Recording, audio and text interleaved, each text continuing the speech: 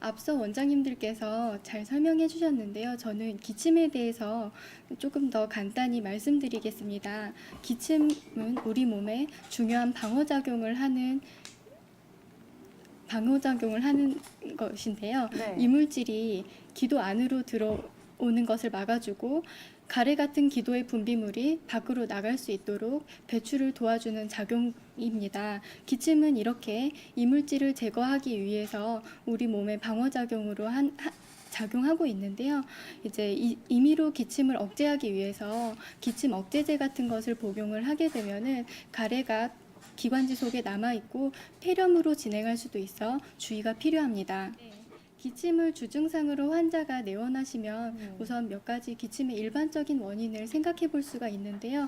단순한 감기로 인해서 기관지 염증이 생기면은 그걸로 인한 기침이 생길 수도 있고요. 비염이나 부비동염으로 인해서 후비루가 뒤로 넘어가서 가래가 뒤로 넘어가서 후비루가 생기는 그걸로 인해서 기침이 생길 수도 있습니다.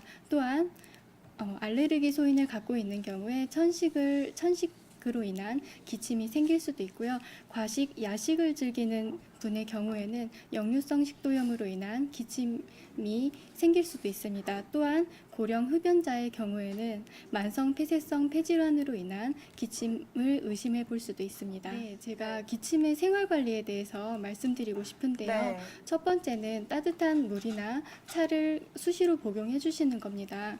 따뜻한 물이나 차를 수시로 복용해 주시는 것이 기관지 내에 있는 가래를 묽게 만들고 배출을 도와주는데 훨씬 도움이 많이 됩니다. 그리고 두 번째는 외출 시에 마스크를 착용해 주시는 건데요. 지금 환절기와 같이 차고 건조한 바람이 불면서 온도 변화가 심할 때에는 마스크를 착용을 해주시는 것이 도움이 훨씬 많이 되겠고요. 그리고 세 번째는 실내 습도를 조절할 수 있도록 빨래를 넣으시거나 가습기를 틀어주시는 것이 기관지를 촉촉하게 하고 감기 예방에도 도움이 될 것 같습니다. 네 번째는 손 씻는 습관과 예방접종 등 감기 예방이 중요하겠는데요. 감기에 걸리면 기침이 더 악화되기 때문에 주의하시는 것이 좋겠습니다.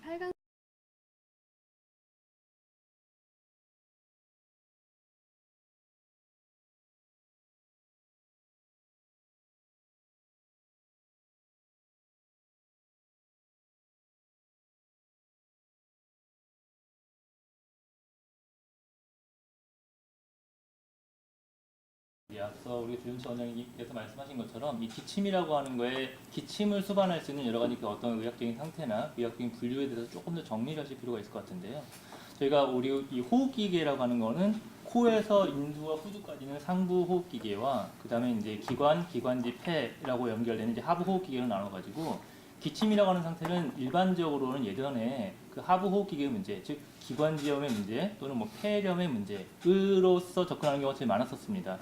그리고 사실 그렇기 때문에 저희가 보통 기침이라는 증상을 호소하는 그 환자들한테 1차적으로 접근해야 될 어떤 질환명은 폐렴 또는 이제 앞서 조윤수 원장님이 말씀하신 것처럼 만성 기관지염과 아니면 우리가 폐기종 같은 걸 포함하는 만성 폐쇄성 폐질환 이런 것들에 접근을 해가지고 그 질환이 뭔지를 폐기능 검사나 기타 여러 가지 검사를 통해서 확인하는 경우가 많았었는데요.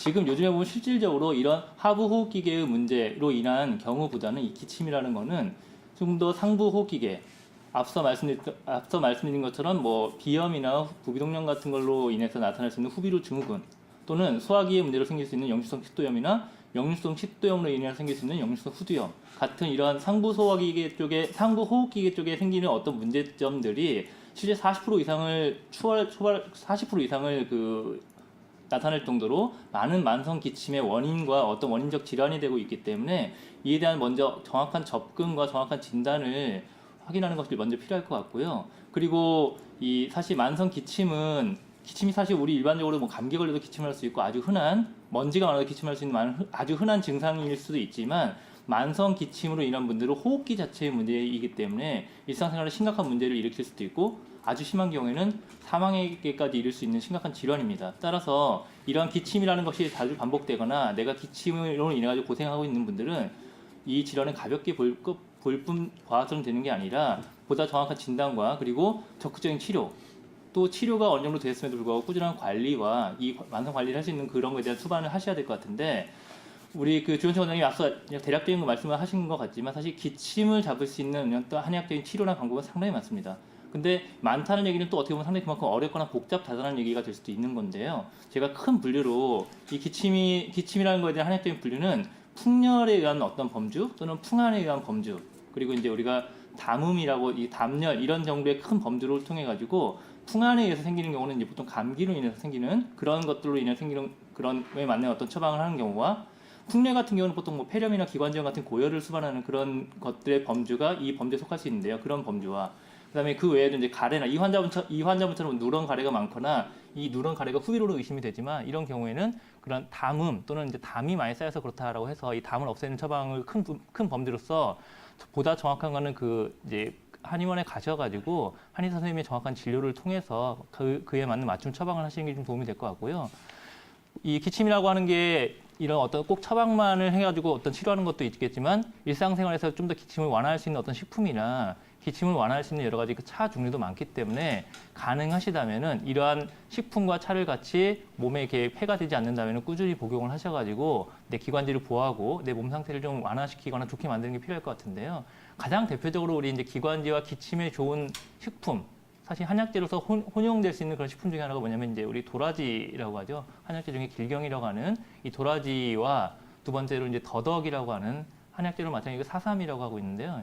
이 도라지와 더덕은 기관지에도 상당히 도움이 되고 보호를 할 수 있고, 그 다음에 이제 기침 증상을 완화시키는 데도 많이 도움이 되고 있습니다. 이 두 가지를 제가 먼저 첫 번째 말씀을 드리고, 그 다음에 흔히 알고 있는 것 중에 이제 유자차 또는 이제 모과 이런 것들이 그 또 이제 기침을 완화시킬 수 있는 식품으로서 알려져 있죠. 특히 이제 모과 같은 경우는 이건 또 한약재로 이제 쓰이기도 하고 특정 체질에 많이 사용하는 약재로서 사용이 될 수도 있지만, 일반적으로 그 체질을 크게 부여받지 않는다 하더라도 그 일반적인 사람들이 먹어도 목을 많이 보호할 수 있고 기침을 완화시키는 데 도움이 되는 식품으로 알려져 있고요.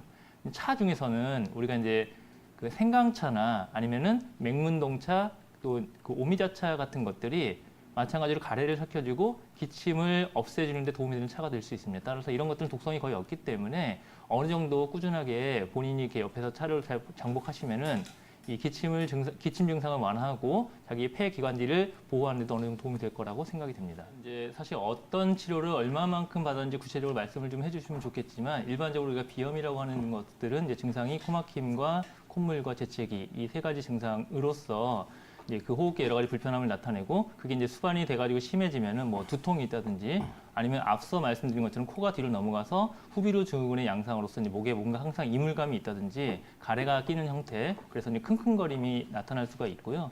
알레르기 질환 하나로서 이 비염이 분류가 되기 때문에 이제 눈이 가렵거나 코가 가렵거나 또는 이제 귀가 가렵거나 목이 가렵거나 이런 여러 가지 가려움 증상 같이 수반하는 경우가 있을 수 있는데, 이 환자분께서 보통 양방에서 그 양약을 좀 복용을 하셨다는 말로써 저희가 수반이 되는데요.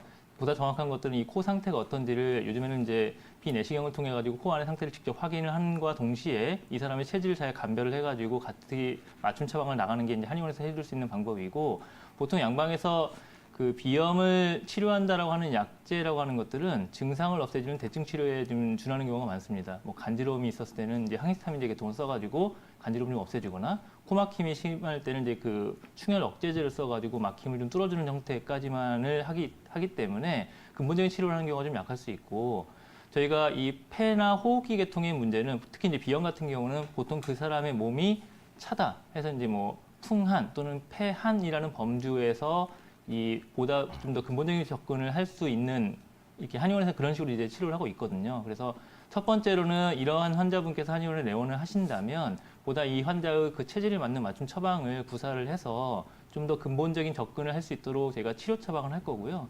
최근에는 어떤 그 한약 처방 외에도 코에다가 여러 가지 그 외용제를 도포를 직접 해준다든지, 코 안에 점막이 부어 있는 거 붓기를 빼기 위해서 뭐 비강사를 한다든지, 또는 그러한 총칭 여러 가지 그 비염 외치 치료를 수반해서 해줄 경우에 보다 즉시 빠른 효과로서 증상 개선도 할 수 있기 때문에, 그리고 이제 침 치료나 약침 같은 것들도 우리가 코 주변이나 코에 도움이 되는 혈자리 자극을 주면은 빠른 효과를 나타내는 경우가 많거든요. 그리고 이러한 치료 같은, 지금 한의원에서 하는 치료 같은 경우는 뭐 내성이나 아니면 그로 인한 어떤 부작용 같은 경우가 생기는 경우가 거의 드물기 때문에, 가능하시다면 그 좀 이제 비염을 좀 많이 보는 그런 한의원을 좀 검색을 하시고 찾아보셔가지고 그런 한의원에서 직접 진료도 받고 치료도 해보시는 거를 이 환자분한테 좀 권해드리고 싶습니다.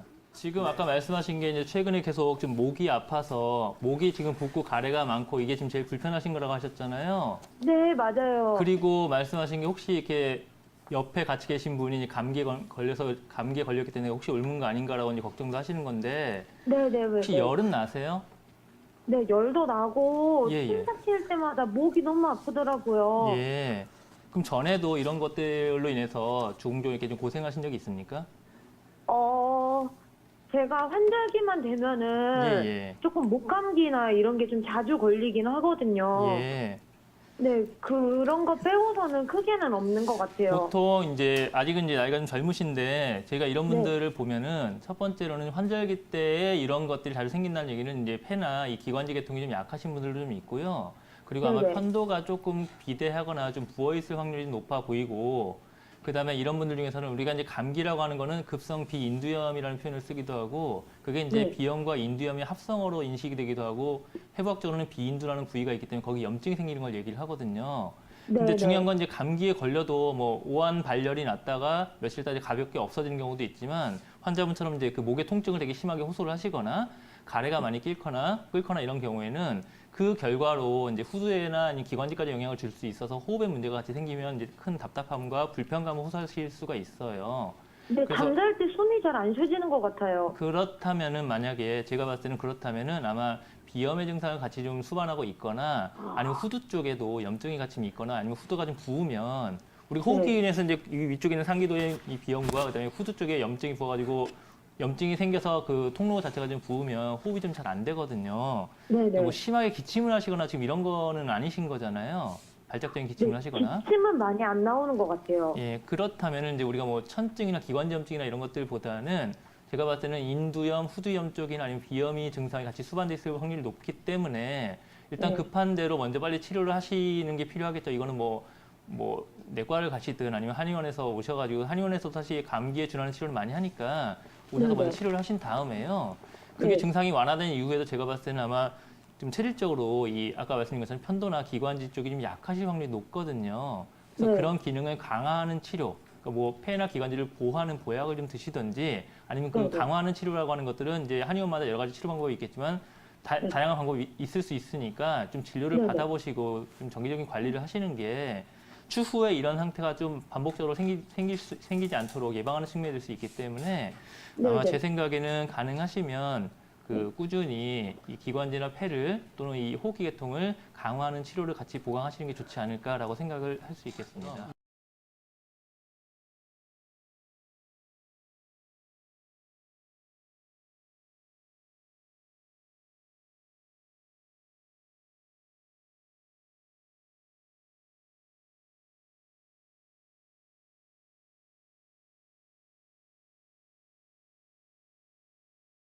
이분 같은 경우에는 이제 연세가 좀 고령인 경우이시고 만성 기관지염으로 좀 생각이 됩니다. 그러니까 기침을 계속 하신다는 거죠. 그런데 또 자세히 보시면 계속적으로 1년 내내 하시는 것보다는 이 계절을 타시는 것 같습니다. 근데 만성 기관지염을 조금 이제 살펴보게 된다 그러면 특히 나이가 드신 분들을 보시게 된다 그러면 만성 기관지염과 함께 폐기종이라는 두 가지 병을 합쳐서 만성 폐색성 폐질환이라는 그런 질환을 우리가 요즘에 많이 진단을 내리고 있습니다. 이거는 연세가 드셔가지고 기관지 자체, 그러니까 호흡기 자체가 기능이 떨어진 거죠. 그래서 계속적으로 기관지에는 염증과 그리고 그 염증에서 분비물이 나오고 그래서 그 분비물에 의해서 기관지의 직경이 좀 작아지게 되죠. 그 다음에 공기가 들어가게 되면 폐포, 그러니까 폐세포 안에서 폐꽈리 모양에 있는 폐포 세포가 있는데 그 세포가 꽈리 모양으로 해서 표면적을 넓게 차지하고 있지만 이게 연세가 드시면서 폐세포의 폐포가 망가지면서 그래서 폐 자체의 용적이 적어지게 됩니다. 그래서 옛날에는 한 100 정도의 산소 교환량이 생기지만 이제는 한 폐세포가 망가지면서 한 70, 60 이렇게 전체적인 호흡 자체가 떨어지게 됩니다. 그러면 호흡도 좀 급하게 되고 그리고 만성적으로 발생되는 가래 때문에 호흡이 좀 힘들어지게 되죠. 그래서 기침 자체를 보게 된다 그러면 이런 가래라든지 호흡기가 좁아지는 이런 증상들 때문에 만성적으로 기침을 이제 호소하게 되는데요. 그렇지만 그런 바탕 하에서 그러면 기침을 야기시키는 다른 여러 요인도 있을 수 있습니다. 가장 대표적인 게 흡연이겠죠. 그러니까 담배로 인해서 계속적으로 기관지를 폐 기능이 떨어진 상태에서 기관지를 자극하게 되면 만성적으로 기침을 날 수가 있고 그 다음에 알러지 비염 같은 게 있거나 아니면 축농증을 가지고 계셔서 외부 기온에 의해서 민감하게 됐을 때 이분같이 계절성을 좀 타신 분들이 좀 더 해당이 되겠죠. 그러니까 그렇게 됐을 때 그 후비로 그러니까 코 안에 있던 농이라든지 이런 물질들이 뒤로 넘어가게 되면서 인후라든지 후두를 자극하게 됩니다. 그렇게 되면 기침이 나면서 그리고 폐에 가래들이 많이 나오게 되죠.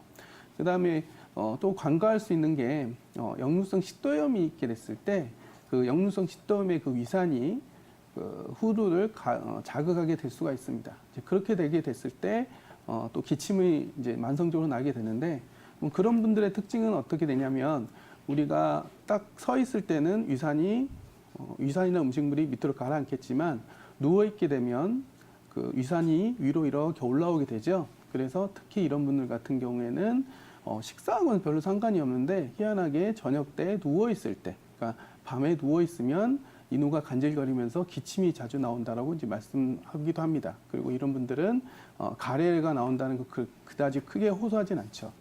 그래서 전반적으로 봤을 때 이분 같은 경우에는 알러지 비염 또는 축농증을 동반한 계절성 만성 기관지염으로 좀 보아야 되지 않을까 싶습니다. 특히 이제 이런 분들 같은 경우에는 이제 겨울철에 특히 찬바람이 많이 쐈을 때 그때 기침을 많이 하시기 때문에 본인들 생각하시기에 폐를 좀 너무 따뜻하게 해야겠다, 항상 공기를 좀 따뜻하게 해야겠다 그래서 좀 잘못되게 된 생활 습관 중에 하나가 방의 공기를, 그러니까 방 안의 공기를 굉장히 높여놓는 겁니다. 그럼 무슨 문제가 생기냐면 방 안의 공기가 높아지게 되면 습도 관리를 아무리 한다 그래도 방 안의 공기를 해서 습도가 좀 건조하게 되죠. 그렇게 되면 폐를 좀 계속 자극하게 됩니다. 그리고 또 하나는 우리 호흡기라는 것 자체가 우리가 이제 차가운 데에서 따뜻한 방 안으로 들어가면 눈에 안경이 확 끼죠. 그러니까 무슨 얘기냐면 단순하게 공기가 따뜻하다 차갑다 이것뿐만 아니고 공기의 온도가 외부와 안의 공기 차이가 너무 심하게 되면 따뜻한 데 갔다가 차가운 데 갔을 때 그 한기로 인해서 폐가 상하기도 하고 차가운 데에서 너무 따뜻한 데를 갔을 때 폐가 너무 따뜻한 공기가 갑자기 들어가면 이것도 폐에 자극이 됩니다. 그래서 따라서 제일 좀 주의해야 될 습관 중에 하나가 방 안의 공기를 너무 뜨겁게 따뜻하게 하시는 것도 길게 보면 좋지가 않습니다. 그래서 생활 습관으로 말씀드리면 따뜻한 물을 좀 많이 드시되 방 안의 공기는 조금 서늘하게 해주시는 게 좋고 그리고 이제 한약적 치료로 보게 된다면 이렇게 만성 기관지염 같은 경우에는 원기를 좀 보호해줘야 되는 부분들이 있습니다. 무슨 얘기냐면 단순하게 이제 기관지염이라든지 한증이라든지 열증이 있을 때 우리가 이제 발안을 시킨다든가 아니면 열증을 내려는 치료를 하게 됐을 때 우리 몸에 진액이 부족하게 되면 여러 가지 치료법들, 그러니까 기관지염도라든지 아니면 단순 감기도 뭐 한 달, 두 달 양약을 오랫동안 썼는데 잘 안 낫는 분들이 계시죠. 그러니까 증상 자체를 잡아주면서도 이 기침이라든지 사기와 같이 싸워서 이길 수 있는 진액을 잘 보존을 시켜줘야 됩니다. 그래서 한약 치료를 권하게 되는데 한약 치료는 기침을 삭혀주고 그다음에 가래를 묽게 하는 치료와 함께 원기를 보호해줘서 그 만성적인 기관지염을 싸울 수 있는 힘을 좀 돋궈주게 하는 그런 식으로 처방을 하게 됩니다.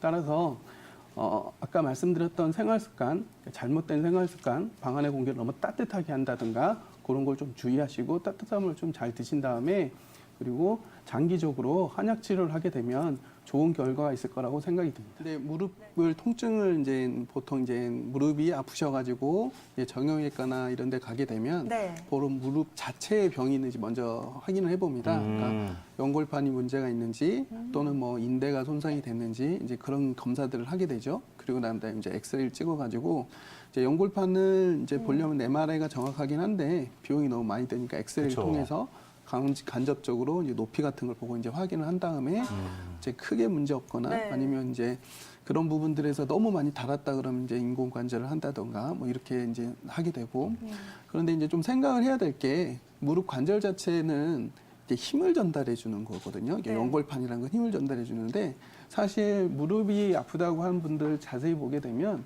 무릎 앞쪽에 이제 슬개골이 아픈 부분들이 많이 있습니다. 그러니까 무릎 앞쪽이 좀 아프시다는 분들이 좀 많이 계시거든요. 근데 그런 분들 가만히 말씀을 드려보면 이제 걷거나 움직이거나 앉았다 일어날 때 이제 이럴 때 따끔따끔 거리거나 아프다는 얘기를 많이 하십니다. 그렇다고 한다 그러면 무릎 앞쪽이 아프다 그러면 앞쪽에는 우리 반월판 연관이 있는 부위가 아니거든요. 근데 무릎 앞쪽이 아프신 분들은 특히 어떤 부분들이 문제가 되냐 그러면 골반과 무릎이 연결되면서 우리가 이제 걷거나 그렇게 됐을 때 무릎을 들거나 무릎을 내리고 할 때 그 움직이는 동적인 구조물들이 거기에 이제 있게 됩니다. 그래서 이제 무릎을 본인께서 이제 관리를 열심히 하신다 그러는데 점점 안 좋아진다 그러고 안 좋아졌다고 한다 그러면 첫째는 운동 습관이 좀 잘못됐을 때 특히나 허리랑 무릎이 같이 아프신 분들 같은 경우에는 허리 통증이 무릎으로 내려가는 반상통이라든지 연관통이 있는 경우도 있고 무릎 자체의 부분들보다는 발의 문제가 또 올라오는 경우도 있습니다. 그래서 무릎 자체의 병으로만 생각하시고 치료를 접근하다 보면 문제가 이제 점점 더 심각해지는 경우도 있고 좋았다 나빴다만 반복하는 경우들이 분명히 있습니다. 그래서 기본적으로는 골반과 허리 치료를 한번 같이 병행을 하시거나 또는 이제 보통 운동을 하시게 될 때는 통증을 느끼지 않을 정도까지만 그러니까는 젊었을 때 생각만 하시고 그리고 아픈 거 참으면서 막 운동했던 옛날 젊었을 때 생각만 하시고 무릎이 아픈데도 아파도 열심히 하면 풀리겠지라고 생각하시는 경우가 많은데 무릎이 아프게 될 때 운동을 하게 되면 무릎이 더 부어버리거든요. 그러면 계속적으로 퇴행성 염증이 계속 차게 됩니다. 그래서 첫째는 운동을 하시게 될 때 통증이 없을 정도만 하시고 절대 계단이라든지 이런 쪽은 가지 않으신 게 좋고 평지만 걷거나 그래서 평지를 걷는 운동 또는 체중 부하가 없는 운동이 좋기 때문에 수영 그런 것들이 좋고 등산은 좀 피하시는 게 좋고요. 그리고 이제 아까 강조해드린 것처럼 무릎 치료를 하실 때 허리라든지 이런 쪽도 같이 검사나 진단을 통해 가지고 그쪽에 문제가 없는지 혹시 그쪽에 문제가 있다면 골반 치료도 같이 병행하시는 것이 좋습니다. 전체적인 체격 조건이라든지 네. 그리고 이분들의 체질을 좀 정확하게 판단을 내려야 이제 진료나 이런 게 진료 방향이 나타나는데요.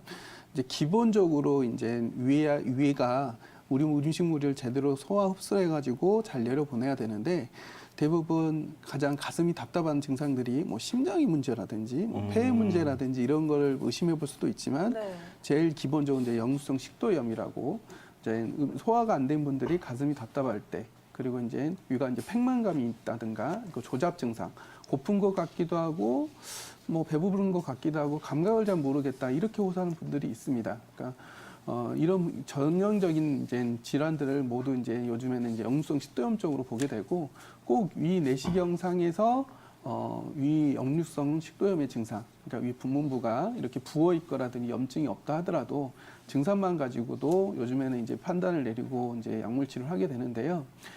이거를 이제 한의학적으로 생각한다 그러면 우리가 스트레스를 받는다든지 아니면 선천적으로 위장 운동이 잘 안 되는 분들 같은 경우에는 음식물이 들어가서 이게 밑으로 잘 안 내려보게 되면 위장에 음식물이 정체되고 그리고 이 음식물과 소화액을 충분히 잘 주물러져가지고 잘 섞이게 해줘야 되는데 그 힘이 떨어지게 되면 유산이 이제 올라가게 됩니다.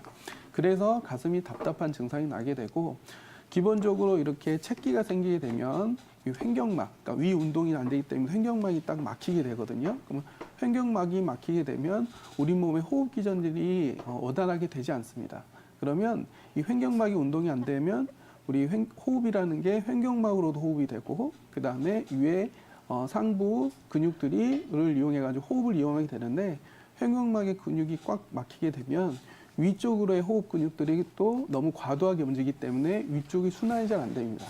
그러면 머리로 올라가는 우리의 이제 혈관이라든지 신경이라든지 이런 것들이 포착되기가 쉽고 횡격막이 움츠리게 되면 머리가 앞으로 가는 거북목 자세들이 잘 생기게 되거든요. 그러면 당연히 목이 뻣뻣해지고 두통들도 잘 생기게 되죠. 그래서 아니 내가 소화가 안 되는데 왜 두통이 생길까라고 생각할 수가 있지만 근육학적인 어떤 몸의 규정으로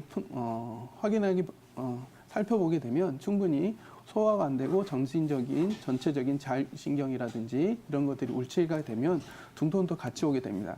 그래서 위내시경 역류성 식도염에 대한 치료를 또 따로 생각하고 두통에 대한 치료를 또 따로 생각하고 이렇게 나눠서 생각하게 되면 두 개 다 잡을 수가 없기 때문에 제 생각에는 이제 한의원 치료를 이용하셔가지고 침 치료, 그러니까 기운을 뚫어주고 전체적인 자율신경을 조절해주는 침 치료와 함께 한약 치료를 같이 병행을 해서 위 운동을 좀 촉진시켜 준다 그러면 좋은 결과가 있을 거라고 생각이 듭니다. 네. 이제 한의원도 이제 분과들이 있어가지고 제가 주로 보는 분과 있는데 저는 이제 관절 질환이나 척추 질환을 많이 보게 되는데요. 네.